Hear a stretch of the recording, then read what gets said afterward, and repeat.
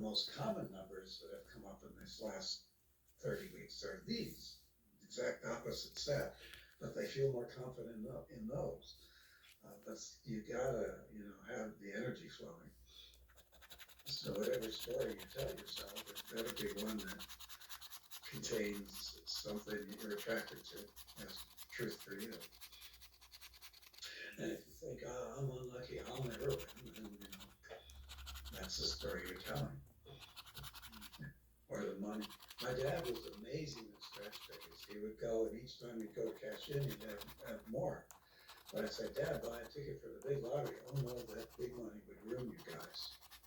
And his life experience, he was a very generous guy. He got audited every year by the IRS because they didn't believe somebody would give that much money to charity.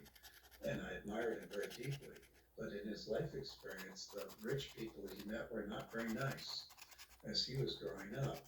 And so he had a feeling that money could ruin him. And then that's hard for me to have to pick up because I admire the guy, right? So I have to do some work on cleaning up that energy again to a place where I would see money in large quantities as a good that will not harm me spiritually, that would not harm my family because of our fame, whatever it might be, for that energy to be clear enough, I think, for most people to be able to execute a win. So that's very interesting. I'm not going to take up too much more of your time. We are running kind of short on time, but I do have a couple more questions. And I don't know, have you heard the quote from Henry Ford, whether you think you can or you think you can't, you're right? Mm-hmm. Combined.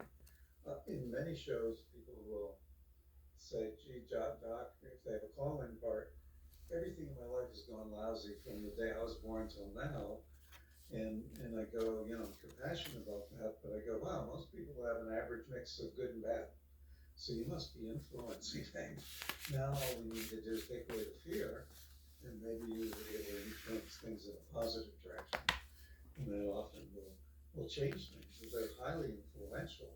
Some people, their lives are pretty random. They're not influencing much directly. And other people influence quite a bit, and whether it's positive or negative depends on their belief, and which usually depends on how they are raised and what their experience has been so far. And what would you say to most people who are watching this interview are very much into these types of things, or at least open-minded to it, but what would you say to someone that's skeptical? I'd let them. If I want to tease them, when I talk about my Vegas venture workshop, many people go, they treat me and they go, oh, I don't gamble. And I go, wow, you came to this planet, you got married, you got kids, you're a high roller. Wouldn't it be better to learn how to risk intelligently? Because the risk is how we learn and grow. If that risk is a lottery ticket or a roll of the dice, it's fairly safe compared to the risk of walking across the street without looking both ways. Okay?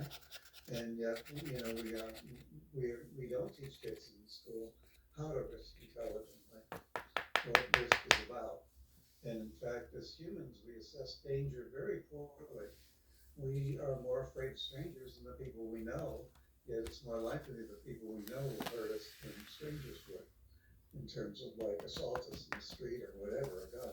So that there's long-term risk, from smoking or overeating, and we tend not to evaluate that as much as some risk, like a tiger right in front of us that we could see.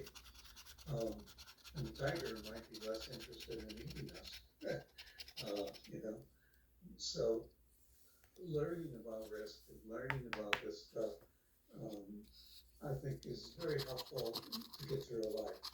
Some professions deal with this a lot, like a police officer or somebody, a soldier, having to learn about following their intuition because they're at risk of their life. If they go, gee, what are you fooling around with lottery tickets? It's a way to play with this without having very much at risk. $2 potentially. And then you can learn a lot. Yes, absolutely. So we are here with Dr. Joe Gallenberger. He is the author of Liquid Luck, Inner Vegas, Heaven is for Healing, and he has some workshops that are fascinating workshops, Inner Vegas Adventure. But where, for people watching or listening to this interview, where can people find your workshops and your books and learn more about you? I think go to my website, which is sync, SYNC, creation, CREATION.com. If you go there, there's a product section with a bunch of meditations and exercises you could do, and some descriptions of workshops. But under a tab on the left that says previous newsletters, there's lots of articles that have tips about how to create paradise here on the planet. Because it's a beautiful planet and we have the capacity to create what we want. It's a free choice universe. Let's choose love over fear. Beautifully said. Dr. Joe Gallenberger, thank you so much for your time. It's a privilege and an honor to meet you here today, and I'd love to have you back another time in the future, but thank you so much. Sure. Take good care, everybody listening, and Tim, you as well. Have a great week. So that was my interview with Dr. Joe Gallenberger. If you like this video, go ahead and hit the like button. Let me know in the comments, what did you think about this interview? I love checking out your comments. There are new videos and interviews coming soon on this channel. Go ahead and hit the subscribe button and the bell icon to be notified when they come out. As always, thank you so much for watching, and thank you for your support.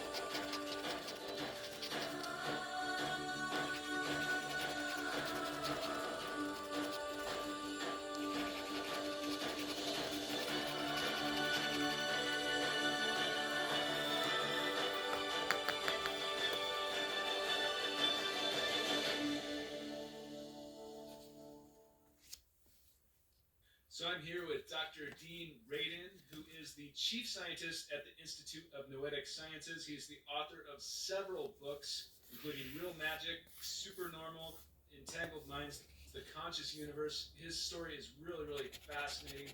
I'm so excited to welcome Dean Radin to the program today. Dean, how are you doing today? I'm doing well, thank you. Good. Thank you so much for taking the time. I really appreciate it. Sure. For people that are not familiar with your work, how would you describe what you do? Well, I study experiences that people have that suggest that whatever consciousness may be, it's not only locked inside your head. It can do other things as well. And so we're talking about experiences that are labeled psychic, for want of a better term. Things like telephone telepathy, that you know what somebody's about to call or somebody's calling and you haven't looked at the phone yet, but you know who it is and you don't have a ringtone that tells you. And precognitive dreams and things like that. But the vast majority of humanity has recorded one or more of those kinds of experiences. So what I do is take the tools of science and apply it to understanding, are those experiences real? Or are they illusions or delusions or mistakes of coincidence, all those kinds of things. So that's what I do. How do you take science and study that sort of thing? The joy of science is that it's a collection of methods, and methods of analysis, methods of observation, of measurement, and so on. So you could study anything with science, provided that you're clever enough to figure out how to do it. And certainly through the development of the behavioral sciences, we have lots and lots of techniques now to get rid of all of the usual biases that people have, or behaviors biased all over the place. So when you devise an experiment to test something like telepathy, you have to make sure that you're not accidentally getting information from one person to the next, and it's not a coincidence, and taking into account human frailties and biases and so on. So you can do that. and you make a very well-controlled experiment, and then you can test the idea. Are people really able to communicate mentally from one place to another without the use of the ordinary senses?